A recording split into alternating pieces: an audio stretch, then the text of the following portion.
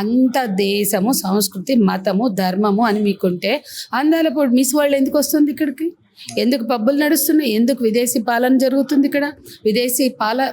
మన స్వదేశీ పాలకులు విదేశీ అనుకూల విధానాలు ఎందుకు అనుసరిస్తున్నారు? ఎందుకు పబ్బులు? ఎందుకు ఈ కల్చరు? ఎందుకు? ఇదంతా భారతీయ సంస్కృతి కాదే. మేము ఈ దేశవాసులం, మూలవాసులతో కలిసి నడుస్తున్నాం. ఈ దేశ ప్రజల కోసం పనిచేస్తున్నాం, ప్రజలతో కలిసి పనిచేస్తున్నాం. కాబట్టి మేము అందాల పోటీలు మన సంస్కృతి కాదు వద్దంటున్నాం. మీకు దమ్ము ఉందా? వాటిని నిషేధించడం మీకు చేత కాదా? వాటిని నిరోధించడం మీ వల్ల కాదా? అంటే మీకు నిజమైన దేశభక్తి లేదు. మీ దేశభక్తి ఒక మోసం. దేశభక్తి, నిజంగా దేశభక్తి ఉంటే విదేశీ వస్తువులు అక్కర్లే. ఎందుకంటే అవి భారతీయ సంస్కృతి కాదు. ఈ పిజ్జాలు, బర్గర్లు, ఈ కేఎఫ్సీలు, మెక్డొనాల్డ్ భారతీయ ఆహారపు అలవాట్లు కాదు. బంద్ చేయండి. ఏ ప్రజలు అడ్డొస్తారో చూద్దాం. అంటే అవన్నీ మన నెత్తిన రుద్దుతూ అది వాడి వ్యాపారం చేసుకుంటే, అవి తెచ్చి నీ ప్రజలకు అలవాటు చేస్తుంటే, నీ ఇడ్లీలు, నీ దోశలు, నీ ఫుడ్ అన్నీ పోతుంటే నీకు ఆత్మాభిమానం లేదు, ఆత్మగౌరవం లేదు. నీ సంస్కృతి పోతుంది, నీ భాష పోతుంది, నీకు సంబంధించిన ఫుడ్ హ్యాబిట్స్ పోతున్నాయి, అన్నీ పోతున్నాయి. అన్నీ పోయి ఆ ప్లేస్లో వాలంటైన్స్ డేలు, మదర్స్ డేలు, ఫాదర్స్ డేలు వస్తాయి. మీ బజరంగ దళాలు వాళ్ళు ఒకరోజు పోయి పార్కుల్లో కనపడిన వాళ్ళకి పెళ్ళిళ్ళు చేసుకుంటూ, వేషాలు వేస్తూ, నాటకాలు ఆడుతూ, డ్రామాలు చేస్తుంటే అది దేశభక్తి అని చెప్పి మీరు కొంతకాలం మభ్య పెడతారేమో. కానీ వాట్సాప్ యూనివర్సిటీల మతం పేరుతో మతోన్మాదాన్ని, భావోద్వేగాల్ని రెచ్చగొడుతున్న వీళ్ళు అస్సలు రంగు తెలుసుకోవాల్సిన అవసరం భారత ప్రజలకు ఉంది. దేశ సంస్కృతి మీద ప్రేమ ఉంటే విదేశీ సంస్కృతి మన దేశంలోకి రాదు. దేశ ప్రజల ఫుడ్ అలవాట్లు అంటే సాంస్కృతిక అంశాల మీద నిజంగా ప్రేమ ఉంటే భారతీయత, భారతీయ సంస్కృతి, భారతీయ ప్రజల ఆత్మగౌరవం కనుక వీళ్ళకి పడితే అవి ఏమి మనకు అక్కర్లా. ఆ తిండి తినకపోతే బతకలేమని లేదు, ఆ బట్టలు కట్టుకోకపోతే బతకలేమని కాదు, లేకపోతే ఆ రకంగా జీవించకపోతే, ఆ కంపెనీలు లేకపోతే బతకలేమని కాదు. మనకి వనరులు ఉన్నాయి, మనకి తెలివి ఉంది, చదువు ఉంది. మన దగ్గర బోల్డ్ మంది ఉన్నత చదువులు చదివిన గ్రాడ్యుయేట్స్ ఉన్నారు, పోస్ట్ గ్రాడ్యుయేట్స్ ఉన్నారు, స్కాలర్స్ ఉన్నారు. ఈ దేశ ప్రజలకు అన్నీ ఉన్నాయి. అట్లాగే వనరులు ఉన్నాయి, తెలివితేటలు ఉన్నాయి, టెక్నాలజీ ఉంది. మనకెందుకు విదేశాల నుంచి వచ్చేవి ఇవన్నీ? కాబట్టి చైనా వస్తువులు వద్దు, అమెరికా పాలన వద్దు, అమెరికా బహుళజాతి కంపెనీల కార్పొరేట్లు వద్దు, చైనా వస్తువులు వద్దు. మళ్ళీ ఇవన్నీ మాట్లాడితే మీకు చైనా వస్తువులు కావాలంటారు. అందుకని నేనేం చెప్తున్నా అంటే అది దేశభక్తి అంటే, అది స్వదేశీయత అంటే. కాబట్టి ఈ దేశ ప్రజల మీద యుద్ధం చేస్తూ అక్కడ ఏం చేస్తున్నారు? రోజు మనుషుల్ని వందల్లో చంపుతున్నారు. ఆ చంపడం అసలు ఎవరిని చంపుతున్నారు బయట కన్నా చెప్తలేరు. వాళ్ళు ఇంతకుముందు ఆ మూమెంట్లో పనిచేసిరా లేదా అని చెప్పేసి ఒక డాటాని రిలీజ్ చేయాలి కదా ప్రభుత్వం. అంటే వాళ్ళు ఎవరికి చెప్పాల్సిన అవసరం లేదు. మేము ఒక పేరు పెట్టేసాం ఆపరేషన్ కగార్ అని. 2026 కల్లా ముగిస్తా ఉన్నాం. మేము రోజు చంపకపోతాం. మేము రోజు అంటే గతంలో ప్రపంచ అనుభవాలు తీసుకోండి.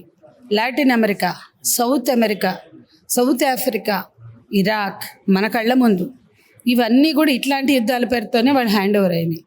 కాబట్టి ఇవాళ ఇరాక్ చివరి క్షణం వరకు కూడా సద్దాం హుస్సేన్ రెజిస్ట్ చేశాడు. అక్కడ వనరులు తీసుకెళ్ళడానికి అక్కడ ఉన్న ఆయిల్ కంపెనీలు ఆయిల్ని మీద పట్టు కోసం యుద్ధం చేసి హ్యాండ్ ఓవర్ చేసుకున్నారు. అట్లా ప్రపంచంలో కోర్టులు చూస్తూ ఉంటాయి, అంతా అబ్జర్వ్ చేస్తూ ఉంటాయి. ఆపరేషన్ పేరుతో కోర్టులు సుప్రీంకోర్టు ప్రధానంగా ఉంది. హక్కులు కాపాడాల్సిన అవసరం ఆ కోర్టుల పైన కూడా ఉంటుంది కదా.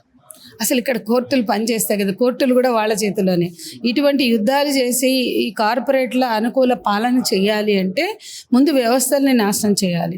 నూతన ఆర్థిక విధానాల పేరుతో గ్యాట్ ఒప్పందాలు, డంకెల్ ఒప్పందాలు, ఆ ఒప్పందాలు, ఈ ఒప్పందాల పేరుతో వరల్డ్ ట్రేడ్ ఆర్గనైజేషన్ WTOని, వరల్డ్ బ్యాంక్ని, IMFని చేతిలో పెట్టుకుని దేశాన్ని అప్పుల కుప్పగా మార్చి ఈ దేశ పాలకులు జీ హుజూర్ జో హుకుం అని ఎప్పుడు కూడా రెడ్ కార్పెట్ వేసి వెల్కమ్ చేస్తున్నారు. కాబట్టి విదేశీ పాలనకి, విదేశీ పాలకులకి, విదేశీ తొత్తులకి, కార్పొరేట్లకి దాసోహం అంటారు. కాబట్టి వాళ్ళ భారతదేశంలో సాగుతున్నది MNCల పాలన, బహుళజాతి సంస్థల పాలన.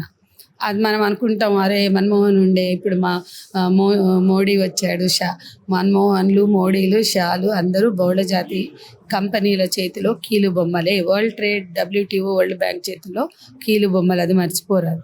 వాళ్ళ కోసమే ఈ దేశ ప్రతిపక్షాలు ఏం చేస్తున్నాయి మేడం? ప్రతిపక్షాలు కొట్లాడాలన్నా ఏదో మాట్లాడి వదిలేస్తున్నాయి. రాహుల్ గాంధీ కావచ్చు, లేకపోతే ఎవరైనా కావచ్చు, మాట్లాడి వదిలేస్తున్నారు తప్ప దీనిపైన మూమెంట్ అయితే తీసుకురావడం లేదు.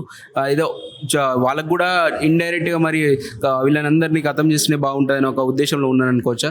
అంటే కాంగ్రెస్ వాళ్ళు నక్సలైట్, పొద్దున కాంగ్రెస్ అధికారంలో వచ్చినా కూడా ఇదే పని చేసేందుకు ఆలోచిస్తుంది. మళ్ళీ కాంగ్రెస్ వాళ్ళు కూడా నక్సలైట్లను చంపారండి. అంత ఆశ్చర్యపోవాల్సింది ఏం లేదు. ఈవేళ ఆపరేషన్ గ్రీన్ హార్ట్ మొదలుపెట్టింది కాంగ్రెస్ వాళ్ళే. ఇప్పుడు వీళ్ళు కగారుతో వాళ్ళు మొదలెట్టారు, వీళ్ళు ముగిస్తున్నారు. కాబట్టి అటువంటి భ్రమలు మాకైతే లేవు. సరే చెప్తారు, ప్రతిపక్షంలో ఉన్నప్పుడు హక్కులు గుర్తొస్తాయి, మానవ హక్కులు గుర్తొస్తాయి. మానవ హక్కుల హననం గురించి మాట్లాడినంత మాత్రాన ఆ పాలకులకు నిజాయితీ ఉంది అని మేము చెప్పదలుచుకోలేదు. వాళ్ళు కూడా పంజాబీలను ఊచకోతలు కోసారు, వాళ్ళు కూడా నక్సలైట్లని ఎన్కౌంటర్లు చేశారు. ఎక్కువ భాగం వాళ్ళు పాలనలో ఆయన ఈరోజు రాజ్యాంగం పట్టుకుంటారు కదా, మరి రాజ్యాంగం పట్టుకొని హక్కులను కాపాడని రాహుల్ గాంధీ పట్టుకుంటాడు. మరి ఇక్కడ కనిపిస్తలేదు, ఇక్కడికి వచ్చి మరి ఎందుకు ఛత్తీస్గఢ్లో ఒక మూవ్మెంట్ స్టార్ట్ చేయడం లేదు? కాంగ్రెస్ పార్టీ అక్కడ ఉన్నది, వాళ్ళ పార్టీ అన్నది ఉంది కదా. అంటే మా యుద్ధం కాంగ్రెస్ పార్టీ మీద కాదు. కాంగ్రెస్ పార్టీ రాజ్యాంగం గురించి మాట్లాడితే మంచిది, మీరు రాజ్యాంగాన్ని గౌరవించండి, గుర్తించండి. అంటే వాళ్ళకన్నా వాళ్ళు హింస చేశారు, రాజ్యాంగబద్ధ పాలన కొంతవరకు ఉల్లంఘించిన చేయడానికి ప్రయత్నించారు. వీళ్ళు అసలు రాజ్యాంగమే వద్దంటున్నారు. తేడాన్ని చూడాలి. వీళ్ళు సమానమే అని మేము అనుకోవట్లా. వీళ్ళు మతం పేరుతో చిచ్చులు పెట్టి వాళ్ళు రకరకాలుగా మనుషుల్ని మొత్తం ఒక విధ్వంసం వైపు, ఒక దోపిడీ వైపుకి మతోన్మాద పాలకులు, బీజేపీ పాలకులు తీసుకెళ్తున్నారు. ఇవే విధానాలతో వాళ్ళు ఉన్నప్పటికీ వాళ్ళు పూర్తిగా ప్రజాస్వామ్యానికి వ్యతిరేకంగా లేరు. వాళ్ళు పూర్తిగా రాజ్యాంగమే మాకు అక్కర్లేదు అనలే. కాకపోతే రాజ్యాంగాన్ని సక్రమంగా వాళ్ళు అమలు చేయాలి. వీడికి రాజ్యాంగం అడ్డొచ్చేస్తుంది. వీళ్ళకి అంత తేడాన్ని మనం అర్థం చేసుకోవాలి. ఫస్ట్ అవసరమైతే మార్చుకుంటారు రాజ్యాంగాన్ని. రాజ్యాంగాన్ని ఎవరు మార్చుకుంటారు? బీజేపీ వాళ్ళు అవసరమైతే వాళ్ళు అనుకూలంగా కూడా చేస్తామని చెప్పేసి ఒక చాలాసార్లు కామెంట్స్ కూడా చేసి, అంటే వాళ్ళు రాజ్యాంగం వద్దనే అన్నారు కదా. అంబేద్కర్ రాసిన రాజ్యాంగం వద్దని చెప్తున్నారు కదా. ఇంకా మార్చుకోవడం ఇది మనోధర్మ భావజాలం మాకు కావాలి. మొన్న వాళ్ళు కుంభమేళలో ఆవిష్కరించారు కదా మనోధర్మ భావజాలం, ఆల్టర్నేటివ్ రాజ్యాంగం వాళ్ళు మొన్న ఆవిష్కరించారు. అందులో కులాలు, మతాలు అన్నీ ఉంటాయట, అన్ని రకాల దోపిడీ. హిందూ మతం, హిందూ ధర్మం, హిందూ రాష్ట్రం, అంటే భారతదేశం హిందూ రాజ్యంగా మార్చుతాం అంటారు. దాని వలన పేదరికం పోతుందా చెప్పరు. దానివల్ల ఇవాళ డిమానిటైజేషన్లు, అనేక రకాల విధానాలు తెచ్చారు. దానివల్ల మెజారిటీ హిందువులకు ఏం ఒరిగిందో చెప్పరు.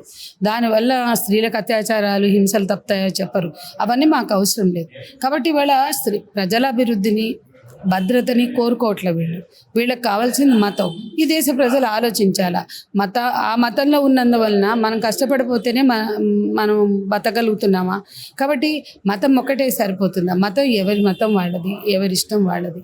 కానీ ఆ మతం పేరుతో రాజకీయాలు చేస్తున్న పాలకుల పట్ల అప్రమత్తంగా లేకపోతే ఈ దేశంలో యుద్ధం ఆపరేషన్ కగార్ పేరుతో ఆదివాసుల మీద ఇప్పుడు జరుగుతుంది. అది రేపు బయట మైదాన ప్రాంత ప్రజల మీద కూడా యుద్ధం జరుగుతుంది. ఇప్పటికే చెప్పారు 2026 వరకు ఆపరేషన్ కగార్ ముగుస్తుంది ఆదివాసీల యుద్ధం. కానీ అర్బన్ నక్సలైట్లు ఉన్నారు, వాళ్ళని కూడా అంతమందిస్తాం.